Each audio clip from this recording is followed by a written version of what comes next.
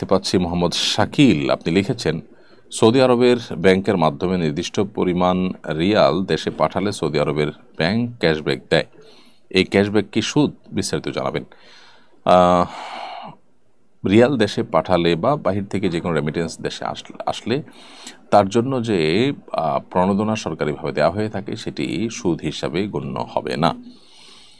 এটি আপনি নিতে পারবেন। এটা বিভিন্ন সময় আমরা বলেছি, এটি যে কোনো ভালো কাজ করলে উৎসাহ বা প্রণোদনা দিয়ে তাকে যদি কোনো কিছু দেওয়া হয় সেই দেওয়াটা জায়েজ আছে, আর সেটি গ্রহণ করাও জায়েজ আছে।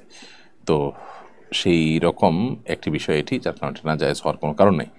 শরীফা সুলতানা অনি আপনি লিখেছেন, একজন ব্যবসায়ী কোন কোন বিষয় লক্ষ্য রেখে ব্যবসা করবে? বোন শরীফা, যে ব্যবসায়ী তিনি আল্লাহ তাআলাকে ভয় করে মুসলিম হিসাবে হালাল উপায়ে ব্যবসা করতে চান, যে ব্যবসার মাধ্যমে তিনি কিয়ামতের ময়দানে কিয়ামতের ভয়াবহ দিনে তিনি নবীদের সাথে, সিদ্দিকদের সাথে, ওলিদের সাথে, নেককারদের সাথে হাসর হোক সেটা চান, তাকে যে কাজটি করতে হবে তা হলো আমানতদারিতার সাথে, সততার সাথে ব্যবসা করতে হবে, সত্যবাদের সাথে ব্যবসা করতে হবে।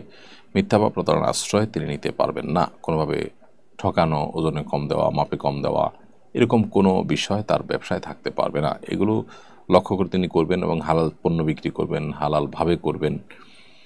এক কথায় ব্যবসায় হালাল হারাম মেনটেন করে চলবেন, নবী সাল্লাল্লাহু আলাইহি ওয়াসাল্লাম সুন্নাহ মেনটেন করে চলবেন। যদি সেটি করতে পারেন তাহলে ইনশাআল্লাহ বিদিনে সেই ব্যবসাটা তার জন্য নেক আমল হিসেবে গণ্য হতে পারে।